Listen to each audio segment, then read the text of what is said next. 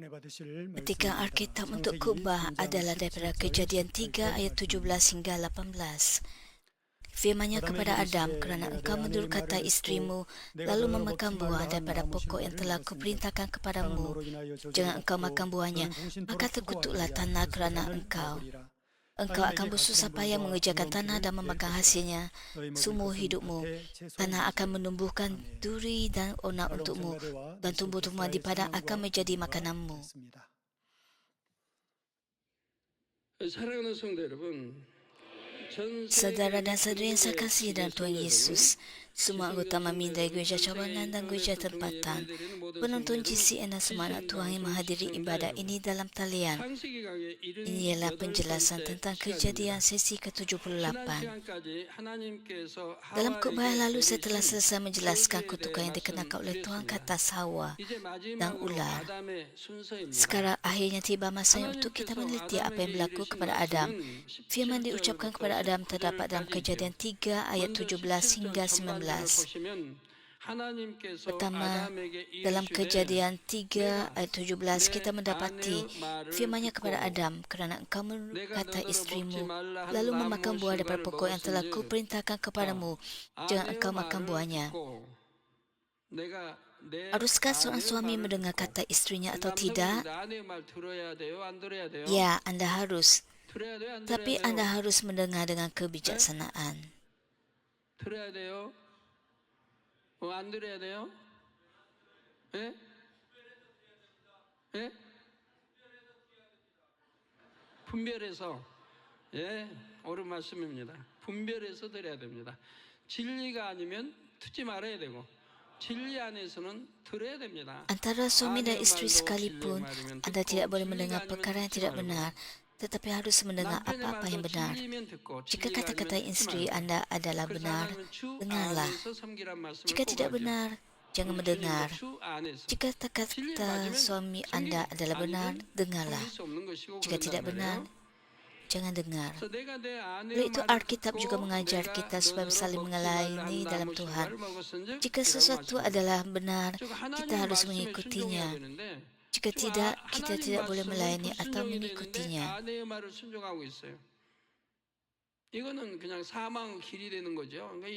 Tuhan berfirman, kerana engkau menurut kata istrimu lalu memakan buah daripada pokok yang telah kuperintahkan kepadamu, jangan engkau makan buahnya. Dengan kata lain, Adam sepatutnya mentaati firman Tuhan. Sebaliknya, dia menuruti kata istrinya yang tidak benar. Hal itu membawa kepada kematian.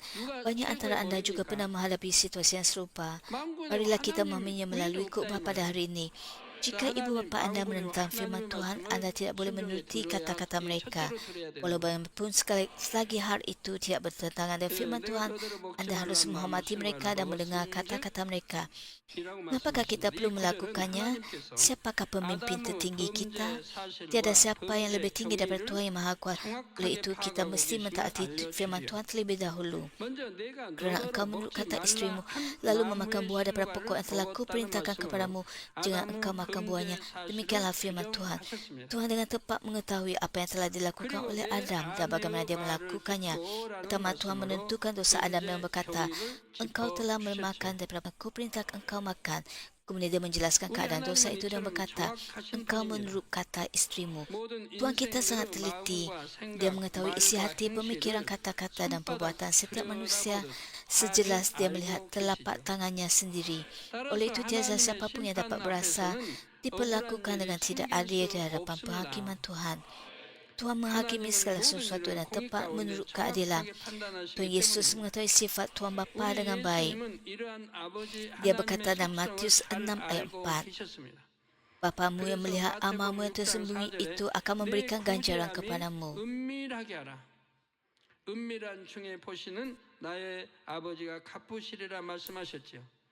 Itulah pemberian yang sejati, iaitu melakukannya dengan tulus dan kasih, tanpa diketahui orang lain, tanpa bermegah dengan perbuatan baik anda sendiri.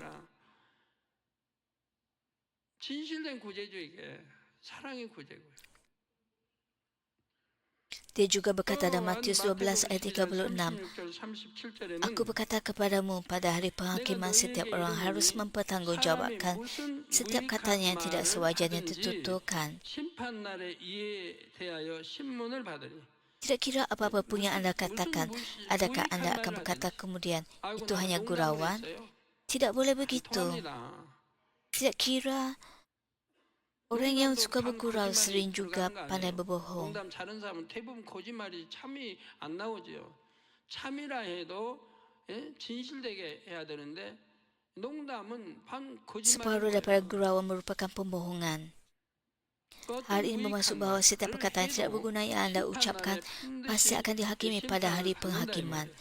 Dalam Matius 12 ayat 37, Yesus berkata, kata-katamu sendiri akan dijadikan ukuran sama ada kamu bersalah atau tidak, dan dengan kata-katamu sendiri pula kamu dihukum. Satu perkataan daripada mulut anda boleh menentukan hidup atau mati. Setiap kata yang anda ujarkan boleh menjadi bahan ketawa atau menjadi alat perpecahan oleh iblis. Walaupun anda menganggapnya remeh, pada hakikatnya ia tidak sedemikian. Jika anda masih lemah dalam hal ini, anda perlu membetulkannya. Kata-kata yang sembrono boleh mendatangkan ujian, penderitaan dan kesukaran pada masa hadapan. Oleh itu, di mana-mana pun anda berada, anda harus sentiasa mengejar kebaikan. Semoga anda mempraktikkan kebenaran dengan sukacita, bukan kerana takut atau terpaksa, tetapi dengan iman bahawa perbuatan baik yang kecil sekalipun akan mendapat ganjaran. Tuhan melanjutkan firman-Nya dalam Kejadian 3 ayat 17, maka terkutuklah tanah kerana engkau akan bersusah payah mengerjakan tanah dan memakan hasilnya seumur hidupmu. Disebabkan dosa Adam, bukan saja Adam malah bumi ini yang merupakan ruang langit pertama. Saya pernah menjelaskan sebahagian akibat tanah terkena kutukan ketika saya memberikan penjelasan tentang Kejadian 3 ayat 14. Marilah kita tinjau sedikit. Pertama, sifat tersembunyi makhluk-makhluk ciptaan mula terselah. Ketika itulah muncul binatang dan tumbuhan beracun. Segala sesuatu merupakan hasil daripada kutukan ini. Apabila anda berada di bawah kutukan, anda akan mengalami segala macam kejahatan.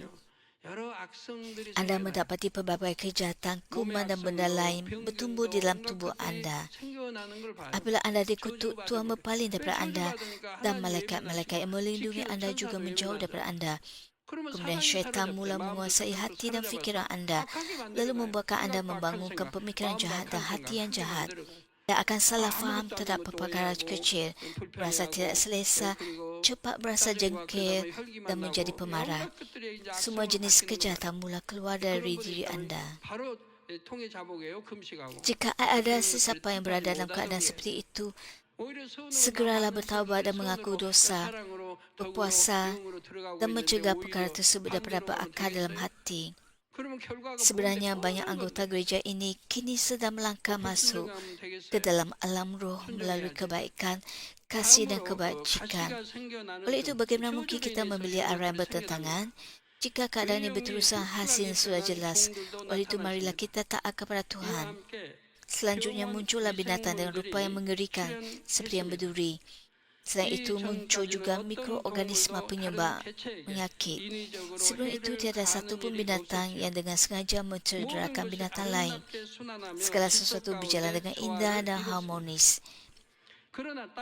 Namun begitu selepas tanah dikutuk, hukum jasmani mula berkuat kuasa di alam semua jadi. Hukum rimba di mana binatang yang lemah menjadi mangsa kepada binatang yang kuat. Bilangan binatang yang lemah menjadi lebih banyak daripada yang kuat. Binatang yang lemah perlu mempunyai jumlah yang banyak. Binatang yang lemah harus mempunyai banyak keturunan. Jika pemangsa lebih banyak daripada pemangsanya, maka binatang yang lemah akan pupus. Dan jika binatang yang kuat saling memakan sesama sendiri, spesies itu juga akan lenyap. Tuhan Bapa menciptakan segala sesuatu dengan tertib dan harmoni. Dia juga menyediakan makan juga berubah. 먹고 살 수 있는 그런 양식을 주고 Penjelasan yang lebih mendalam tentang harinya akan diberikan apabila kita sampai kepada Kejadian 3:18. Sebab tanah dikutuk akibat dosa Adam, Adam sendiri yang paling banyak menanggung akibatnya. Seperti yang difirmankan oleh Tuhan, engkau akan bersusah payah mengerjakan tanah dan memakan hasilnya seumur hidup. Tanpa bekerja, Adam tidak lagi dapat memperoleh makanan. Di Taman Eden, Adam sama sekali tidak perlu bekerja untuk mendapatkan makanan. Sebagai makhluk hidup, dia tidak benar-benar merasakan kelaparan. Namun begitu, apabila dia ingin makan buah untuk kenyang, dia hanya perlu memetiknya dan makan. Apabila anda makan buah di Eden, buah itu larut di dalam mulut anda dan diserap sepenuhnya tanpa meninggalkan sisa. Hal ini sedemikian kerana terdapat buah-buahan yang indah dan manis di setiap sudut Taman Eden. Terdapat begitu banyak jenis buah yang dengan mudah anda jumpa dan anda dapat makan sebanyak yang anda mahu. Namun begitu keadaan telah berubah. Adam kini perlu bekerja keras untuk mendapatkan makanan. Tanpa kerja menanam benih dan mengusahakannya, dia tidak akan memperoleh apa-apa makanan. Oleh itu ketika Tuhan berfirman, engkau akan bersusah payah mengerjakan tanah dan memakan hasilnya seumur hidupmu. Hal ini bermaksud bahawa pemupukan sebenar manusia bermula. Semua keturunan Adam yang lahir di bumi hanya dapat makan melalui hasil kerja keras mereka sepanjang hidup mereka. Apabila petani menuai tanaman mereka, hasil tuai yang berbeza-beza pada setiap musim.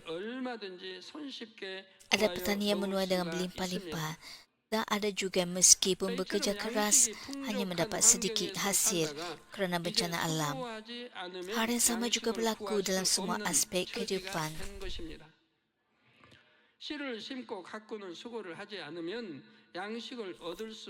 Ketika anda hidup di dunia ini, anda memperoleh pendapatan jika anda bekerja. Namun begitu, ada yang dapat bekerja sedikit, manakala yang lain perlu bersusah payah untuk memperoleh hasil yang sama. Ada orang di dunia ini yang mampu mengauk keuntungan besar kerana mempunyai pandangan jauh dan mengikut tren ekonomi dengan baik. Namun begitu, dalam Tuhan ada rahsia sehingga sesiapa pun dapat menerima berkat kewangan walaupun hanya dengan kerja yang sedikit. Rahsianya adalah dengan memulihkan status yang dimiliki oleh Adam sebelum dia melakukan dosa. Hal ini kerana kutukan engkau akan bersusah payah mengerjakan tanah dan memakan hasilnya menimpa manusia akibat dosa Adam. Oleh itu, apabila anda dipulihkan kepada gambaran sebagai anak Tuhan, anda dapat makan dengan sedikit usaha. Hal ini tidak bermaksud bahawa anda tidak perlu bekerja dengan tekun, tetapi bermaksud bahawa anda dapat memperoleh jumlah yang sama seperti sebelumnya, walaupun kurang bekerja. Berapa banyak yang dapat anda capai jika anda bekerja dan bersungguh-sungguh? Dalam 2 Korintus 8 ayat 9 tertulis, kamu tahu tentang kasih kurnia Tuhan kita Yesus Kristus. Dia kaya, tetapi kerana kamu, dia telah menjadikan dirinya miskin supaya melalui kemiskinannya kamu menjadi kaya. Anda tahu mengapa Yesus berbaring di dalam palung. Anda telah mempelajarinya dalam buku pesanan salib. Yesus ialah anak Tuhan, Raja segala Raja, Tuhan segala Tuhan. Namun dia dilahirkan dalam kemiskinan untuk membebaskan kita daripada kutukan kemiskinan ini. Kerana kita, dia menjadi miskin supaya melalui kemiskinan anak Tuhan yang Maha Kuasa itu, kita menjadi kaya. 고린도서 8장 9절에 보면 우리 주 예수 그리스도의 은혜를 너희가 알거니와 Oleh sebab Yesus sudah menembus kita daripada kutukan ini dan menjadikan kita kaya, maka kita tidak sepatutnya hidup dalam kemiskinan. Kehendak Tuhan adalah supaya kita menjadi kaya. Namun begitu, jika seorang Kristian tidak kaya, sering meminjam dan memberi pinjam kepada orang lain, hal ini menunjukkan bahawa dia masih berada di bawah kutukan Tuhan. Apabila hak kutukan ini dihapuskan, tiada sebab lagi untuk hidup miskin. Seseorang itu seharusnya secara semula menjadi kaya. Dalam 3 Yohanes 1 ayat 2 juga tertulis, yang dikasihi, aku berdoa semoga kamu berada dalam keadaan sejahtera serta sihat jasmanimu sebagaimana rohanimu berbahagia. 3 Yohanes 1 ayat 2 juga menyatakan yang dikasihi. Jika anda menemui perkataan yang dikasihi dalam Alkitab, ingatlah bahawa ia digunakan untuk menyampaikan berkat kepada yang dikasihi oleh Tuhan. Aku berdoa semoga kamu berada dalam keadaan sejahtera serta sihat jasmanimu sebagaimana rohanimu berbahagia. Apabila jiwa anda makmur, segala sesuatu akan berjalan dengan baik dan lancar. Apabila jiwa anda makmur, Tuhan Yesus dan penghuni syurga berdoa bagi kesihatan, kekayaan dan perniagaan anda. Orang yang tidak makmur dalam roh melakukan dosa, mengingkari kehendak Tuhan dan dalam melakukannya mereka akan mengalami kesusahan dan penderitaan dari segi kewangan. Tiada seorang pun yang hidup menurut firman Tuhan lalu menderita. Tidak sama sekali. Penderitaan datang apabila ketamakan dan egoisme yang melampaui batas. Apabila jiwa anda semakin pulih seperti keadaan Adam sebelum dia melakukan dosa, roh anda akan memerintah dan menguasai jiwa serta tubuhnya. Hasilnya anda akan berjaya dalam segala hal dan sihat jasmani. Banyak antara anggota gereja kita ialah saksi bagi hal ini. Dahulu ada yang hidupnya tidak berhasil dalam apa-apa pun dan hidupnya dalam penderitaan sebelum menghadiri gereja ini. Namun begitu setelah anda menerima Yesus Kristus, mendapat pengampunan dosa dan menjadi anak-anak Tuhan, anda mengalami kehidupan yang berubah sepenuhnya. Apabila anda hidup menurut firman Tuhan dan dipenuhi oleh Roh Kudus, berkat mula melimpah dalam pekerjaan dan perniagaan anda. Kadang-kala anda menerima berkat yang jauh melebihi jumlah kerja yang telah anda lakukan dan dengan demikian anda memuliakan Tuhan. Saya berharap anda semua dapat memahami prinsip berkat ini. Semoga anda tidak lagi menderita atau bimbang tentang pakaian, makanan atau tempat tinggal, tapi hidup dalam kelimbahan sementara anda sedang dipupuk di dunia ini. Dalam nama Tuhan Yesus Kristus saya berdoa. Saudara dan saudari yang saya kasih dalam Kristus, sekarang marilah kita meneliti Kejadian 3 ayat 18. Tuhan berfirman dalam ayat ini, tanah akan menumbuhkan duri dan onak untukmu. Dalam ayat ini, duri dan onak melambangkan dua perkara. Pertama, ia merujuk kepada tumbuhan yang tidak berguna bagi manusia. Akibat dosa Adam, kutukan menimpa bumi ini dan tanah yang pada asalnya subur mula menjadi rosak. Tumbuhan yang tidak berguna juga mula bertumbuh. Apabila Adam mengusahakan tanah dan menanam tanaman untuk dimakan, rumput mula bertumbuh secara berulang kali. Adam harus mencabut rumput untuk mendapatkan hasil tanaman yang diingini. Jika Adam bertani sebelum tanah itu dikutuk, dia pasti akan menuai hasil sebanyak 30, 60 atau 100 kali ganda daripada apa yang disemainya tanpa perlu penjagaan khusus. Sejarah mencatat bahawa api ditemukan pada zaman batu dan cara menggunakan api berkembang. Tapi sebenarnya Tuhan telah mengajar manusia cara bertani sejak awal lagi. Ahli sejarah, bilakah negara Korea mencuba api dan mula bertani? Orang Korea telah bertani sejak awal lagi. Adalah tidak benar bahawa teknologi pertanian dibawa oleh bangsa Cina Han. 만일 아담이 저주받기 저도 땅에서 농사를 지었다면 씨를 뿌리고 특별히 돌보지 않아도 30배, 60배, 100배로 수확했을 것입니다. 옛날에 원시 시대 석기 시대 구석이 하면서 Teori evolusi hanyalah pemikiran dan idea manusia. 이렇게 지나 발달해 온 것처럼. 근데 하나님은 처음부터 인간 시조에겠다. 농사짓는 가르쳤고 다 이렇게 했단 말이에요. Manusia telah bertani sejak awal dan kaedahnya berkembang dari masa ke masa. Korea juga berada dalam zaman besi sebelum zaman 3 kerajaan. 처음부터 농사로 시작했지. Besi menjadikan bangsa Korea kaya dan kuat. 중국에서도 너희들이 Mereka 얻으니까 menghasilkan pelbagai alat pertanian dan senjata daripada 중국 besi. 저기서 뭐 Mereka juga mengkaji dan mencipta pedang tahan karat dan perisai yang kukuh. Melalui penyelidikan dan pembangunan yang berterusan, negara Korea menjadi semakin kuat. 사람의 생각 속에 진화를 Jika 말해가지고 panah 진화도 mampu 이렇게 왔다고 menembusi 생각합니다. perisai, maka perisai itu tidak berguna.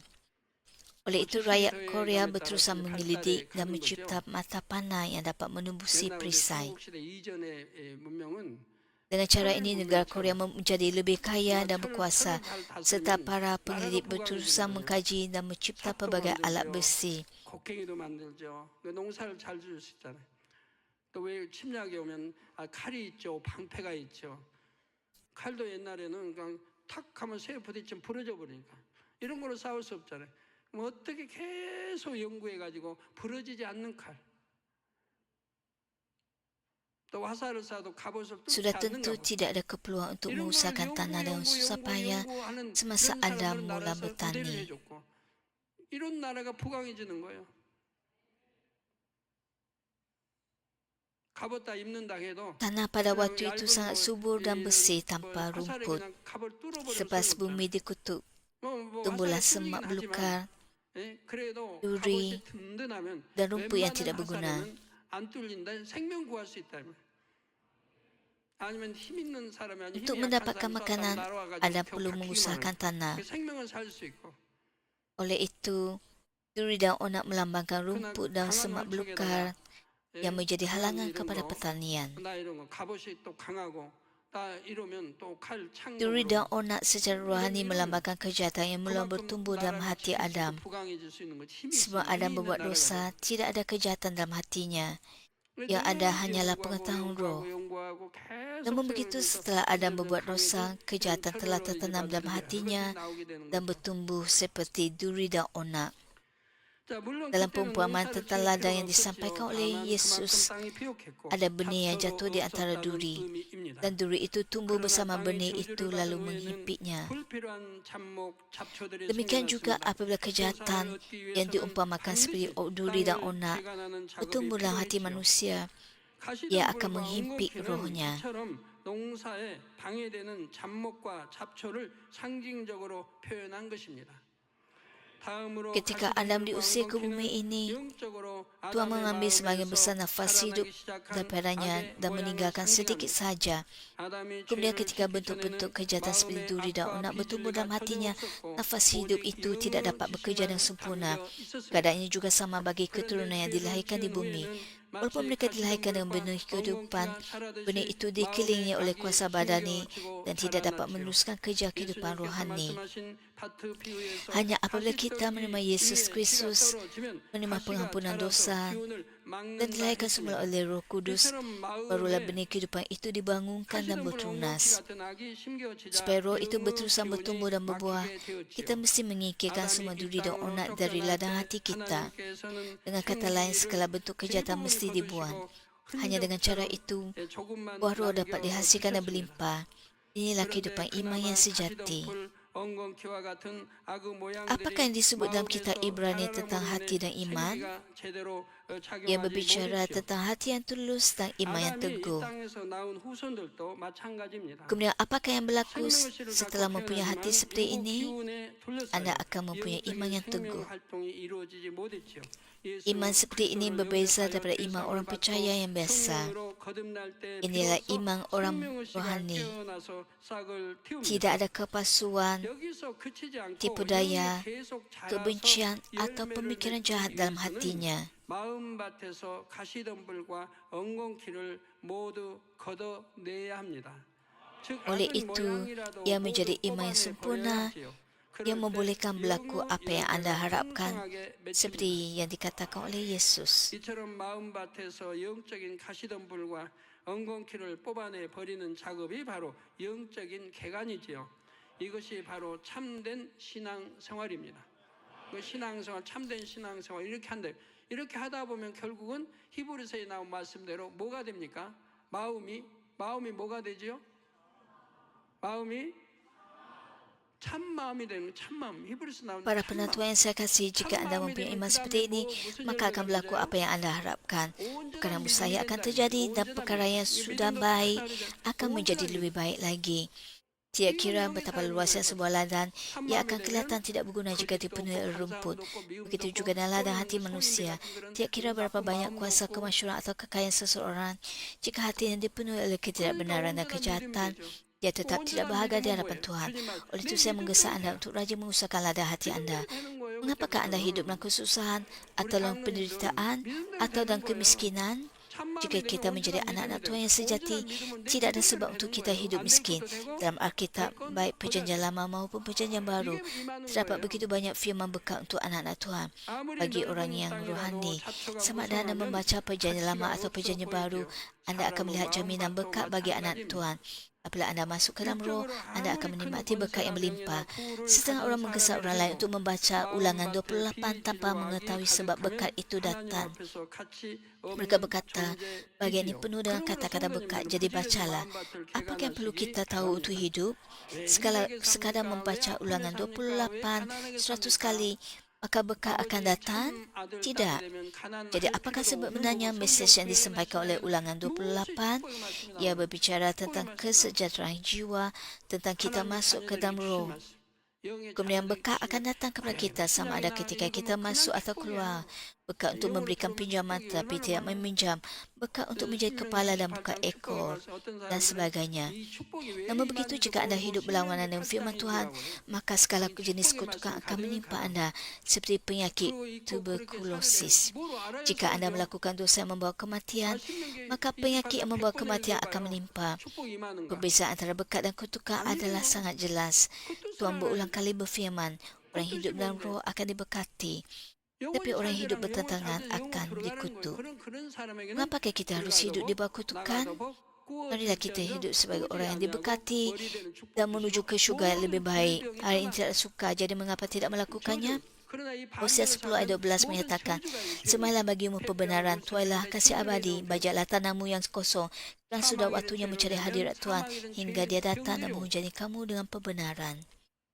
Alkitab mengandungi banyak firman berkat. Membaca dan mempraktikkan satu ayat pun akan membawa berkat. Sekarang ialah waktunya untuk mencari Tuhan. Jangan berputus asa. Tidak terlambat untuk mengetuk pintu Tuhan. Bahkan sekarang, betul-betullah di hadapan Tuhan dan dengan rendah hati berkata, aku ni orang jahat. Sekarang aku akan hidup dengan baik menurut firman Tuhan. Aku benar-benar akan membuang hati yang keras dan mengubahnya menjadi hati yang lembut, hati yang penuh kasih, hati yang lemah lembut.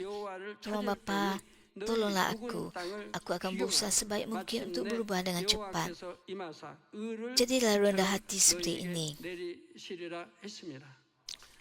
성경에 보면 축복의 말씀이 너무 많이 나와요. 곳곳에만 읽으면 축복의 말씀.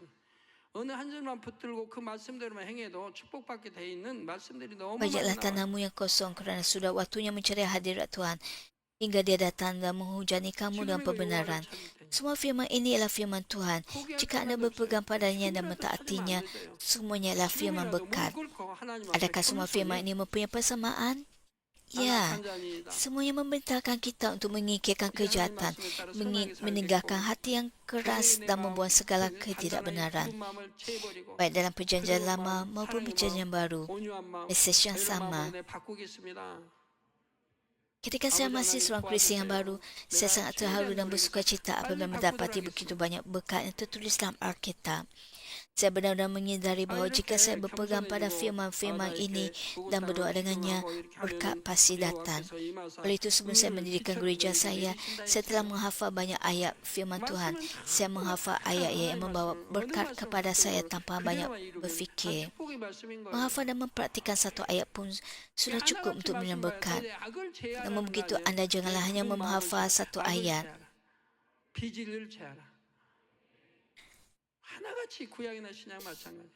Lebih baik lagi jika anda menghafal dan mempraktikannya berkali-kali.